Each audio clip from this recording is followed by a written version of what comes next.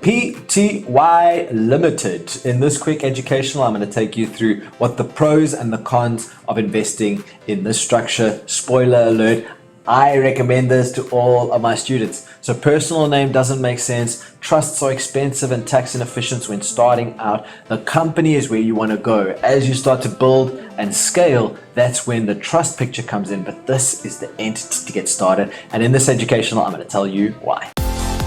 I educate people to reach financial freedom through property through cash flow positive investments, specializing in the low income multi-let residential market. So let's start with the pros of investing in a PTY. Number one, it's easy and quick to set up. It's not really costly and you can get it done within a week. It is tax efficient. You can be very, very mobile in deducting certain items, and the tax rate is quite favorable for scaling. It's also got some limited liability, which helps you safeguard some of your assets, and you can scale easily. That's why I like a company. When you're starting out, this is the perfect mechanism.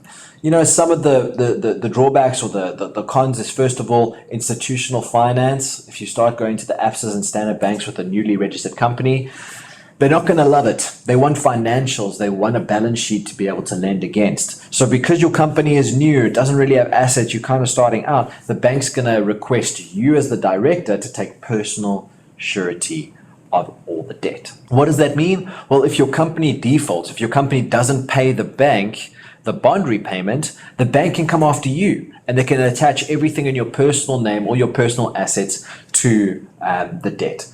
So that's not great. You also need to have audited financials, so you need to have an accountant. You know, maybe not in the beginning, but as you grow, you'll need to have an accountant. You'll need to do financials and returns and that kind of stuff. So there's a little bit more effort required. It's still easy to set up, but your management is a bit harder. So the setup process, you've got three options. Option one, go to CIPC's website. That is the registrar for all the companies in South Africa. So you can follow their process. It takes about a week. You can go to FNB, to some of the other banks. I haven't done all the research on which banks offer this and don't, and go and set up a business account.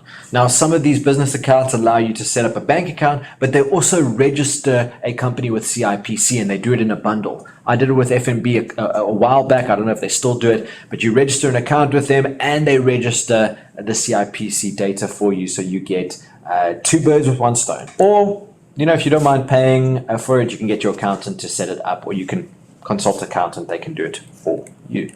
So what are the taxable items that are related to investing with a company? Well, you've got your four here: your VAT, income tax, transfer duty, and capital gains.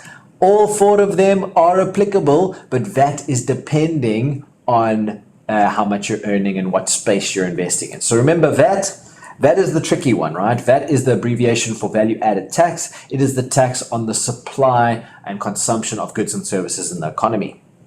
Now, when must a person register for VAT, right? The key question. When you're in the residential space, residential property is exempt from VAT. So it's more when you're going commercial and into your development space.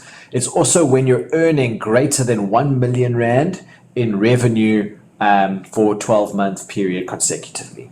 Okay, so this one kind of depends how much you're trading. If you're trading in the beginning, you're buying a couple of residential flats or one or two student houses, you're probably not going to need to register for that. But if you're going commercial, if you want to go a bit bigger, that might be a consideration. Income tax for companies. Now, income tax is the normal tax which we pay on our salaries. Within a company, you've also got an income tax. As you earn income, you pay on it.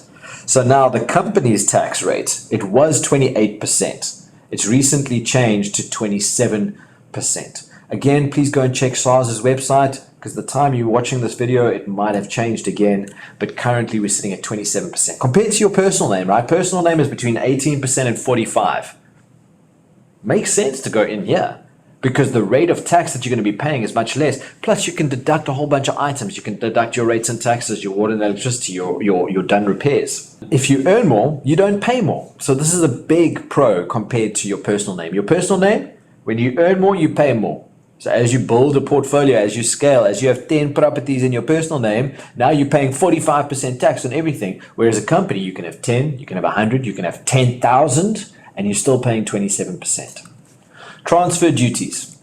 This is the tax levied on the sale of any transaction in the property space. So as soon as a buyer and a seller agree to something and there's a change in ownership, SARS wants its money. Now, for a company, for a trust, for a personal name, you have the same tax implications. The only question is whether you're doing a VAT scenario or a non-VAT scenario. So I always use an app called Uber Calculator. You can put in your details. Obviously, at the status of purchaser, you wouldn't put natural person because that's, in your personal name. Here, you would use company. So make sure that you put that in place. And if it is a VAT scenario, then you don't pay transfer duty. You either pay VAT or you pay transfer duty. Then capital gains tax. This is the tax that arises when there is a profit. So whatever your selling price is greater than your base cost, that gets taxed. So for a company, you get to have a little bit more flexibility than your trust. So you can see that your rate for capital gains in 2023 is 21.6 effective tax. Now, in your personal name, it's 18%, and a trust, it's a bit more. So, you do sometimes win in your personal name, but from an income tax perspective, that's why I always recommend a company. A company I would recommend if you're looking to scale. If you want to buy 1, maybe 2, max 3 properties, you could probably get away with doing it in your personal name. You're not really going to be getting to a point. You'll eventually get to the 45% tax rate. But if you're looking to scale, if you want to build a portfolio, you want to buy an apartment block of flats, you want to do a commercial deal, you want to get into being a developer, I would say a company makes sense. You can scale quite efficiently. It's good for trading, and you ultimately get the best tax breaks for investing and scaling in property. The drawdown might be that in the beginning you have to use personal surety until your own company has a balance sheet. But once you have a balance sheet and you've got a couple of years financials, you can get financing from institutions and really scale your property business. I hope you enjoyed this video. Give it a thumbs up and don't forget to subscribe. Property investing can be scary, and sometimes it's nice to have an experienced, seasoned investor look over your deals. That's why I've created my property coaching program, where I sit with you on a one-to-one basis and help you through the process of buying your first investment property. If this sounds interesting, book a free 15-minute call with me and we'll see if it's the right fit.